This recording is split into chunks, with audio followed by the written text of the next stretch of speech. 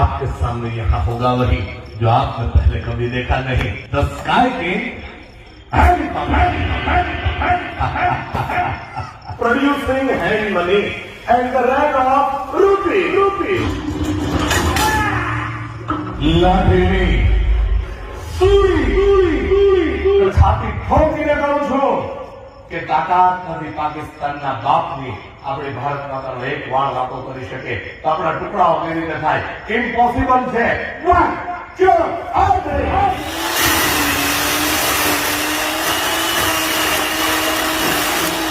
Ultimate cutting in Indian magic history. The bicycle mystery.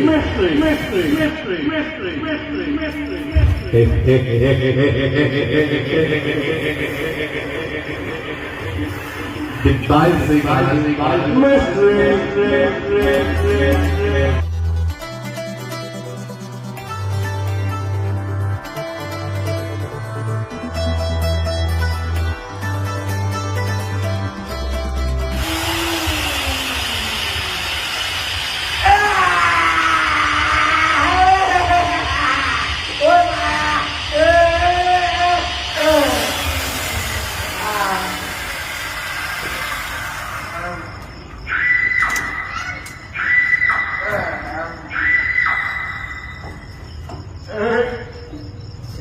Yes, come on.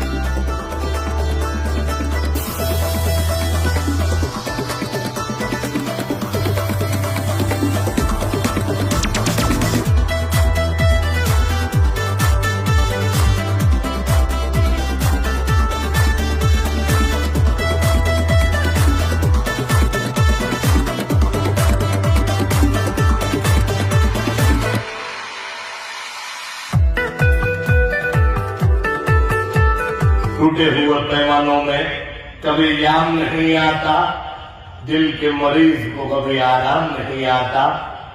दिल तोड़ने वाली लड़की इतना तो सोच ले कि टूटा हुआ दिल कभी किसी के काम नहीं आता।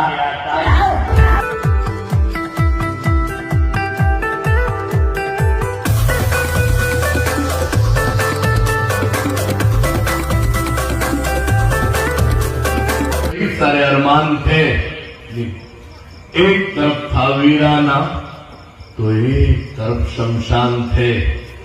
राह चलते चलते चलते आई चंद हड्डियां पांव के नीचे, तो उन हड्डियों के ये बयान थे, अरे मुसाफिर जरा संभल कर चल, हम भी कभी तेरी तरह के इंसान थे। जब एवो जो खतरनाक खेल આજથી હજારો વર્ષ પહેલાની વાત છે. ભીષ્મ પિતામહ પોતાની ઈચ્છા મૃત્યુના કારણે મહાભારત યુદ્ધના અંત સુધી બાણશૈયાઓના પર જીવંત રહ્યા હતા. એવી રીતે બાણશૈયા એટલે પેશ કરવા જાઉં છું, પણ આ બાણશૈયા કોઈ તીર કમાનમાંથી નથી બનેલી. જે રીતે આપણા ઋષિ મુનિ યોગા સાધના દ્વારા પોતાના શરીર ઉપર પ્રભુત્વ મેળવીને વર્ષો સુધી આ રીતે હવામાં સ્થિર રહી શકતા હતા. એવો જ અદભુત અને કલ્પનીય program first time in India. જ્યાં એક પણ જાદુગર ચુડાસમાની માસ્ટરી છે, તમે બીજા કોઈ જાદુગર પાસે નહીં જોઈ શકો. આપના સમક્ષ પેશ કરો steel body of main on fountain.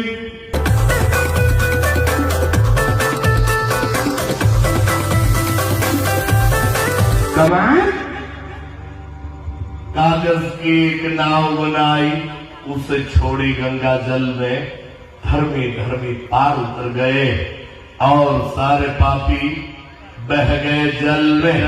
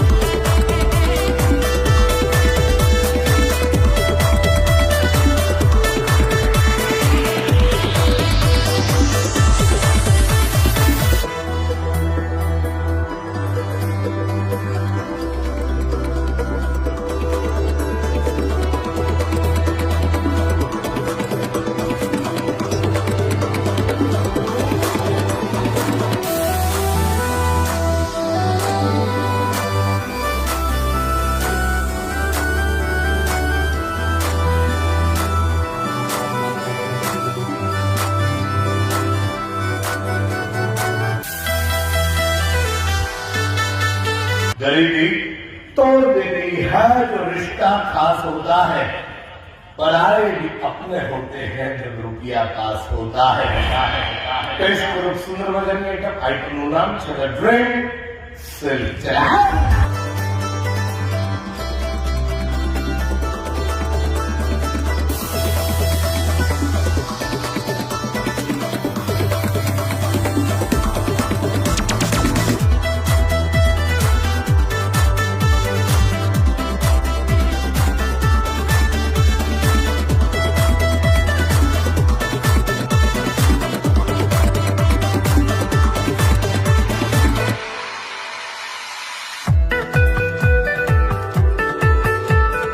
First time in India આઈટમનું નામ છે લાઠીની સુળી. સુળી સુળી સુળી સુળી સુળી.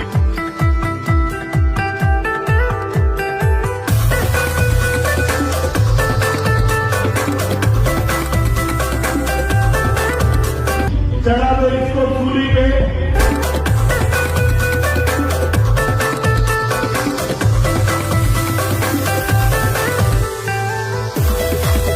लाठीनी सूली सूली सूली सूली सूली सूली सूली.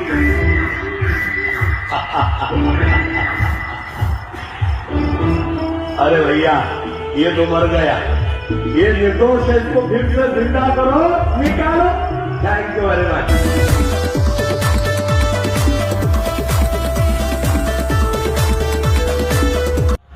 आंखें बंद करो तो सपना भी उसी का हो. मर भी जाओ तो कोई गम नहीं, लेकिन कफन के बदले अगर रेशमी दुपट्टा उसका हो क्या.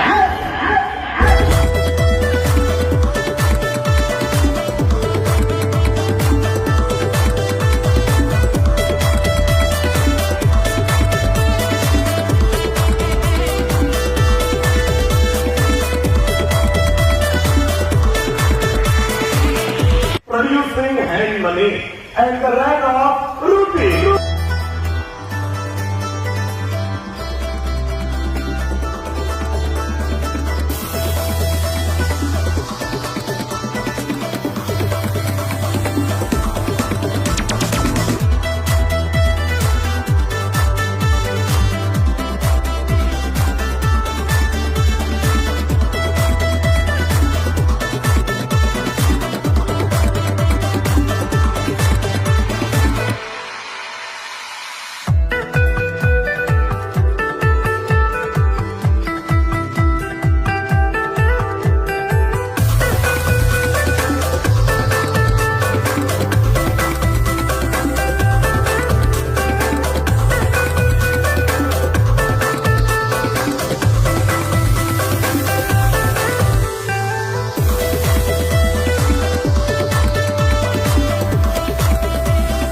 આઈટમનું નામ છે the chain mystery. Mystery mystery.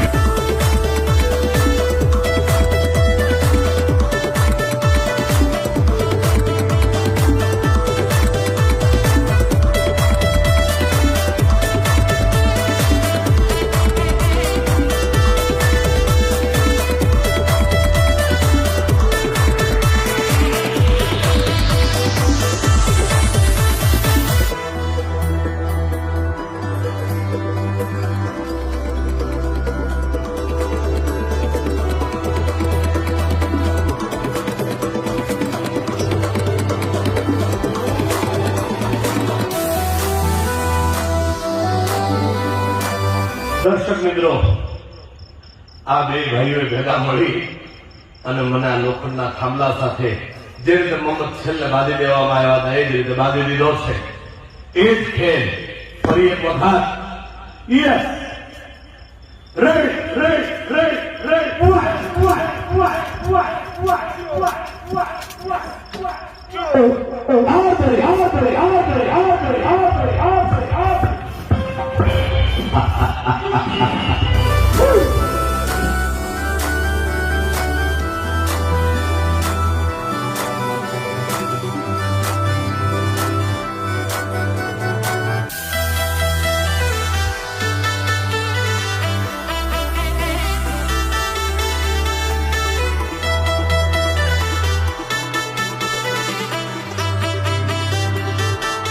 Yes, Mr. Abadaba Jabba. Yes, Mr. Shakti Singh. और आपके सामने यहाँ होगा वही जो आपने पहले कभी देखा नहीं। The Sky King.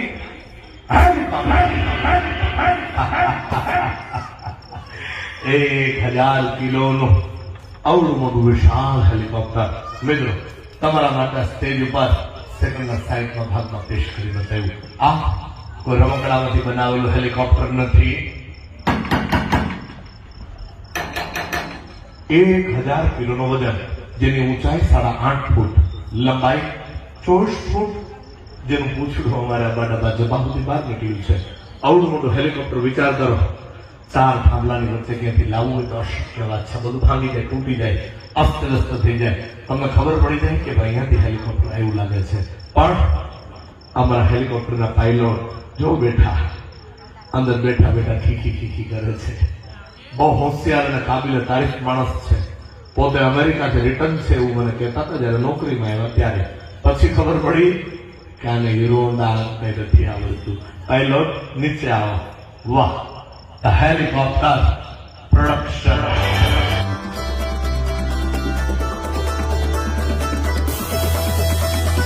इश्क के अलग अंदाज होते हैं, इश्क के अलग अंदाज होते हैं, खुली आंखों में भी हंसी ख्वाब होते हैं. जरूरी नहीं हर गम में आंसू निकले, क्योंकि मुस्कुराती हुई आंखों में भी सैलाब होते हैं. फर्स्ट टाइम इन इंडिया आइटमનું નામ છે હીરો થ્રુ હ્યુમન બોડી.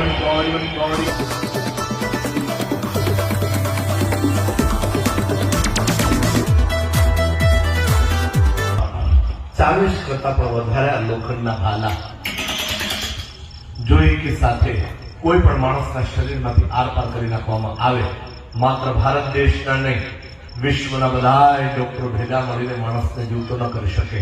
એનું કારણ છે 1 ઇંચનો ડાયામીટર.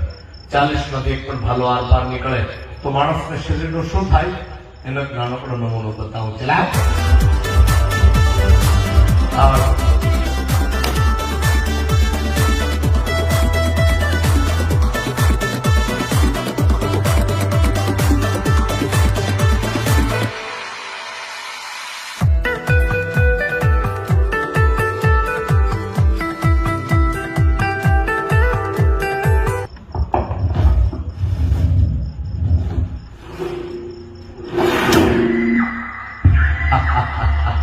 घुमाओ. यस, फास्ट निकालो, जल्दी खोलो.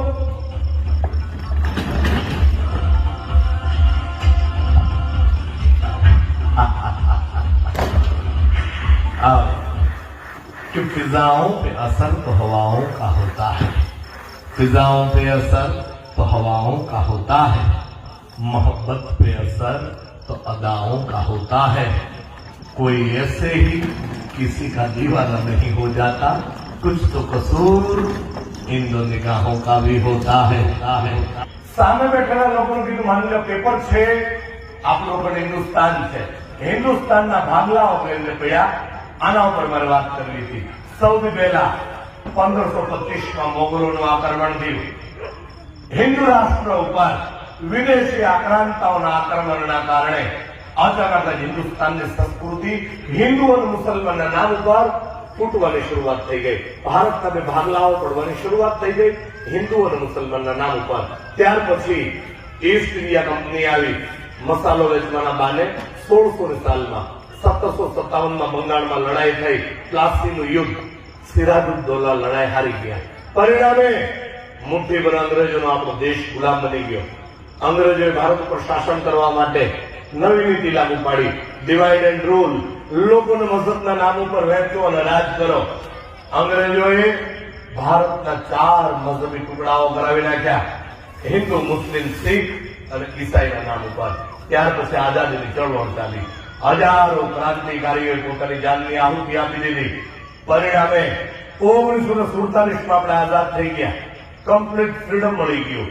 ધોળા અંગ્રેજો ભાગી ગયા, ત્યાં કાળા અંગ્રેજોનો જમાનો આવ્યો, જેને કહેવામાં આવે છે પોલિટિશિયન્સ, રાજકીય લોકો. બધા રાજકારણી ખરાબ નથી હોતા, દેશભક્ત પણ હોય છે, પરંતુ અમુક રાજકીય લોકોએ શું કર્યું?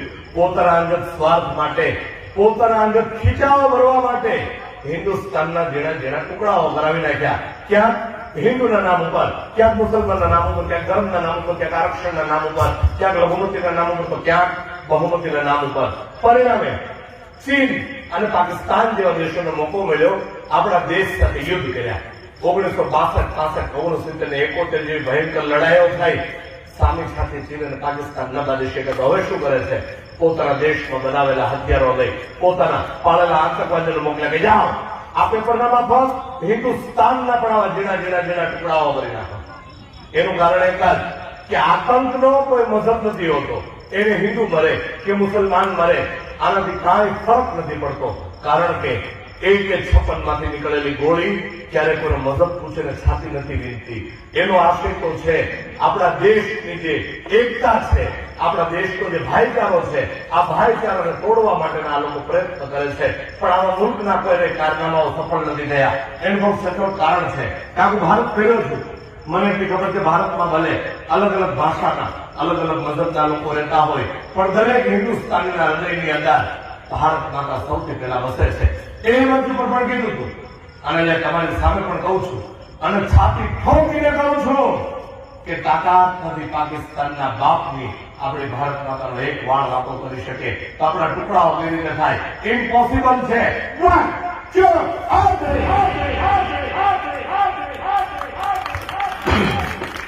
આપણા દેશના ટુકડાઓ કરાવવા અશક્ય, ઇમ્પોસિબલ વાત છે. ભારત માતા કી वंदे।